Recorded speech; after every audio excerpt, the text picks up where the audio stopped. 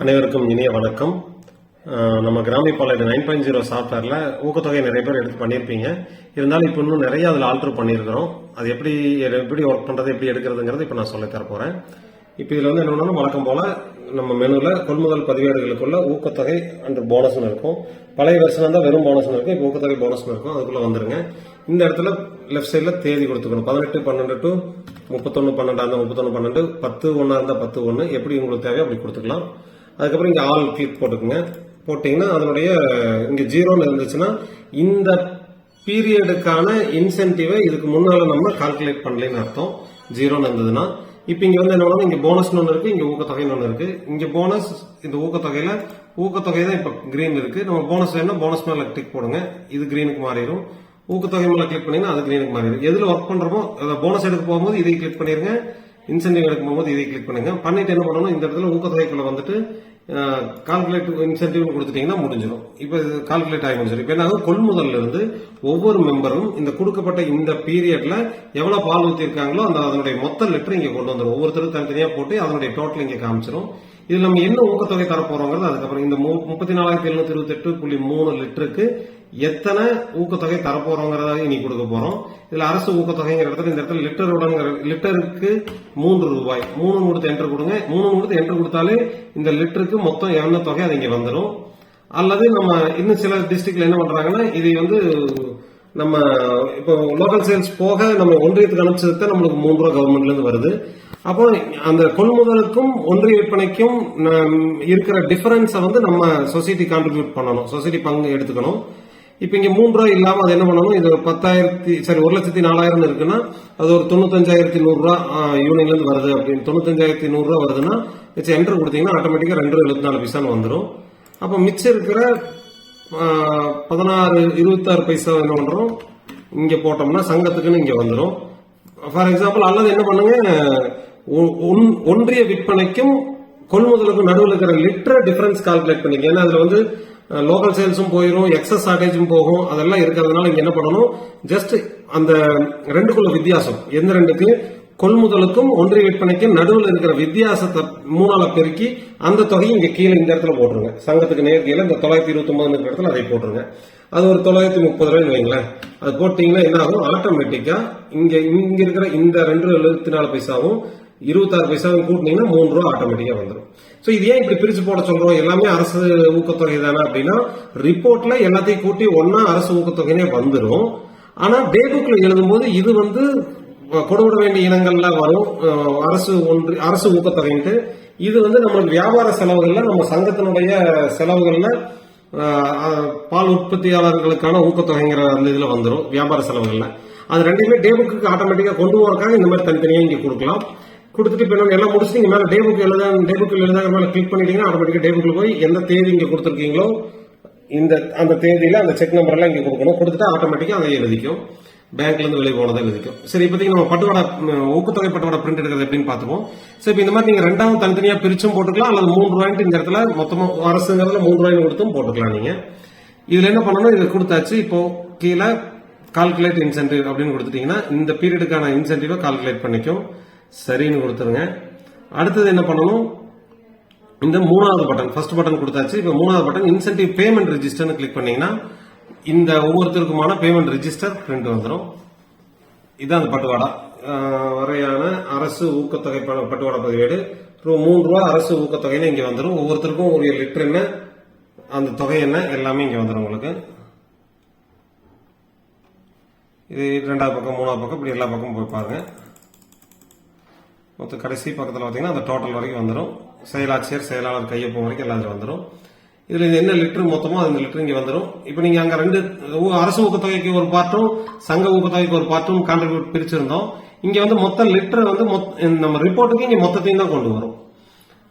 மொத்த லிட்டர் இது, மொத்த தொகை இது. ஆனா டேவுக்கு கொண்டு வரது மட்டும் தான் அங்க தனித்தனியா பிரிச்சுக்கோ. அதுக்காக அப்படி அங்க கொடுக்குறோம், வேற ஒன்றும் இல்ல. இது கொடுத்துட்டு நீங்க என்ன பண்ணணும், ஜஸ்ட் இது பிரிண்ட் எடுத்து 2 காப்பி, ஒரு காப்பி பிரிண்ட் எடுத்துங்க. இது கையெழுத்து வாங்குறதா இருந்தா வங்கி பட்டுவாடா பண்றவங்க சிலர் கையெழுத்தும் வாங்குவீங்க, அவங்க இதை எடுத்துக்கங்க. கையெழுத்து வாங்காதவங்க இது எடுக்க தேவையில்லை. இது முடிச்சுட்டேன், நான் இப்ப வெளியே கொடுத்து வெளியே வந்துடுறேன். இப்ப அடுத்தது வங்கிக்கு கொடுக்கறதுக்கு இந்த இடத்துல பேங்க் பேமெண்ட் ஒரு இது இருக்கு. பேங்க் பேமெண்ட் மேல ஒரு டிக் போட்டுங்க. போட்டுட்டு இந்த 3வது பட்டன் இன்சென்டிவ் பேமெண்ட் ரெஜிஸ்டர் மட்டும் கிளிக் பண்ணுங்க. வங்கிக்கு கொடுக்கறதுக்கு ஒவ்வொருத்தருக்குமான மெம்பர் நம்பர், லிட்டரு, அமௌண்ட், தொகை, பிரான்ச், பேங்க் எல்லாம் போட்டு அந்த தொகை வரைக்கும் எல்லாம் இங்க வந்துடும். இது அப்படி என்ன பண்ணலாம், நீங்க எல்லா மெம்பருக்கும் நீங்க இதையே பண்ணிக்கலாம். இது வந்து நம்ம பேங்க் கொடுக்குற லிஸ்ட், அதனால இது முழுக்க முழுக்க ஆங்கிலத்தில் இருக்கும். கடைசியில bank manager, secretary, administrator, bank manager எல்லாம் கையெழுத்து போடுற அளவுக்கு இதுல இடம் வந்து எல்லாம் முடிஞ்சிடும். இது வந்து வங்கிக்கு எடுக்கிறது. இது வந்து 2 காப்பி பிரிண்ட் எடுத்துக்கங்க, வேலை முடிஞ்சு. இப்போ இந்த கால்குலேஷன் மட்டும் தான் மாத்திக்குது, மற்றபடி இதுக்கு முன்னால பண்ணதெல்லாம் சேம் தான், டிட்டோ அப்படியே தான் வந்திருக்கும். இந்த கால்குலேஷன் மட்டும் இப்போ இந்த மாதிரி மெத்தடுக்கு மாத்திருக்கு. அடுத்தது இதை விட்டு வெளியே வந்துடுறேன் நான். இப்போ இதுல வந்து என்ன பண்ணணும், பேங்க்குக்கு மெயில் பண்றது எப்படிங்கறத சொல்லி தர போறேன். இது வழக்கம் போலதான் இமெயில். கொள்முதல் பதிவேடுகளுக்குள்ள பட்டுவாடா பேஸ்லிப்புக்கு அடுத்து இமெயில் இருக்கும். இந்த இமெயிலுக்குள்ள தான் நீங்க பட்டுவாடா பண்ண போறீங்க. உங்களுக்கு தெரியும், நம்ம கிராமிக் வாலெட் 9.0 சாஃப்ட்வேர்ல உங்களுக்கு முழுக்க எல்லாமே ஒரே செக்லயே இங்க இருக்கிற இது எல்லாமே நம்ம பட்டுவாடா பண்ண முடியும் பேங்க் மூலமா. எப்படின்னா, உறுப்பினர் பால் கணக்கு பட்டுவாடா இதுல பண்ணிக்கலாம். இப்போ ஃபார் எக்ஸாம்பிள் இப்போ வந்து என்ன பண்றீங்க, இப்போ 1 to 10 வரைக்குமான பட்டுவாடாவை இப்போ இந்த ஊக்கத்தொகை கூடயே சேர்த்து பண்றீங்க அப்படின்னா இது நீங்க இங்க கொடுத்துக்கலாம். 1 to 10 கொடுத்துட்டீங்கன்னா ஆட்டோமேட்டிக்கா இங்க வந்துடும். இப்போ இல்ல, இது வந்து பழைய டேட்டா. ஓகே, இதுல வந்து இப்போ 21/12 to 1/24 to 10/1/24 பேங்க் கிளிக் பண்ணிட்டீங்கன்னா ஆட்டோமேட்டிக்கா என்ன ஆகும், மெம்பர் லிஸ்ட் இங்க வந்துடும் உங்களுக்கு. சரி, இப்போ இப்படி 1 to 10 பட்டுவாடா கூடயே ஊக்கத்தொகையும் கொடுக்கணும் அப்படின்னா முதல்ல இந்த பட்டுவாடாவை இங்க ரன் பண்ணிருங்க. என்ன பீரியடோ அதெல்லாம் கொடுத்து ரன் பண்ணிங்க. இதுல இதே வங்கி, பிற வங்கி இதெல்லாம் நீங்க கிளிக் பண்ண ஆட்டோமேட்டிக்கா மாறதெல்லாம் தெரியும் உங்களுக்கு. இதே வங்கின்னு கொடுத்தா நம்ம பேங்க் கனரா பேங்க்னால அந்த கனரா பேங்க் அதெல்லாம் ஒன்னா வரும். பிற வங்கின்னு கொடுத்துட்டீங்கன்னா நம்ம பேங்க் தவிர மிச்சம் நெஃப்ட் பண்ற பேங்க் லிஸ்ட் எல்லாம் அதே ஆட்டோமேட்டிக்கா இங்க செலக்ட் பண்ணிக்கும். இது எப்படி வேணுமோ நீங்க பண்ணிக்கலாம். இது வந்து உறுப்பினர் பால் கணக்கு பட்டுவாடால இருக்கிற ஆப்ஷன். இதுல வந்து இருக்கிற மெம்பர் மொத்த பட்டுவாடா தொகை இங்க இருக்கும். இது 3,40,257.60 வைங்க, அதுதான் மொத்த பட்டுவாடா தொகை. இது வந்து பிற வங்கியோடது அந்த மாதிரி. இப்ப இதே வங்கி எடுக்கிறோம், இதே வங்கினா இப்படி வரும், இதனுடைய தொகை இங்க வரும். சரி, இப்ப இது கூட என்ன பண்றோம், நம்ம ஊக்கத்தொகையும் கொடுக்கணும் அப்படின்னா இந்த இதுல லிஸ்ட்ல கீழே வந்தீங்கன்னா மிகை ஊதியம் அப்படின்னு ஒண்ணு இருக்கும், போனஸ், ஊக்கத்தொகை, இதெல்லாமே இதுக்குள்ள எடுத்துக்கலாம். இதுல என்ன பண்ணணும், இப்போ உறுப்பினர் அல்லாதவருக்கு போனஸா இருந்தா உறுப்பினர் அல்லாதவருக்கு தர மாட்டோம், அதை டிக்கெட் எடுத்து விட்டுறலாம். இன்சென்டிவ் வந்து பால் வழங்காதவருக்கு கொடுக்க மாட்டோம், பால் வழங்கினவருக்கு மட்டும் தான் இன்சென்டிவ் வரும். அதனால இப்போதைக்கு இன்சென்டிவ் கொடுக்குறவங்க இந்த ஒரு டிக் மட்டும் எடுத்துட்டீங்கன்னா போதும். இப்போ என்ன பீரியட், இந்த பால் வழங்காதவர் மட்டும் டிக் எடுத்து விட்டுருங்க. இப்போ எந்த பீரியடுக்குரிய இன்சென்டிவ் கொடுக்குறீங்களோ அந்த பீரியட வந்து இங்க இருக்கு.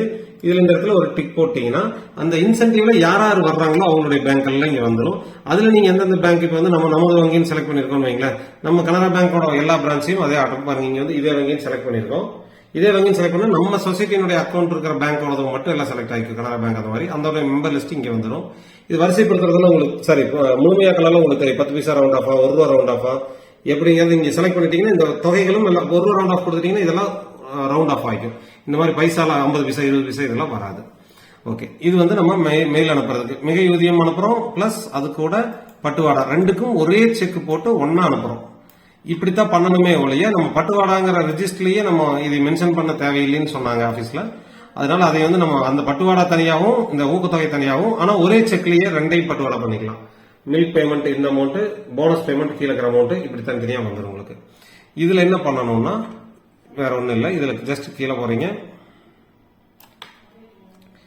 இப்ப இதுல நம்ம பேங்க் மெயில் ஐடி, நம்ம மெயில் ஐடி, என்ன பேங்க், என்ன ஃபார்மேட், எக்ஸ்எல்எஸ்ஆ, சிஎஸ்பிஆ எல்லாமே இங்க உங்களுக்கு அதுல வந்துடும்.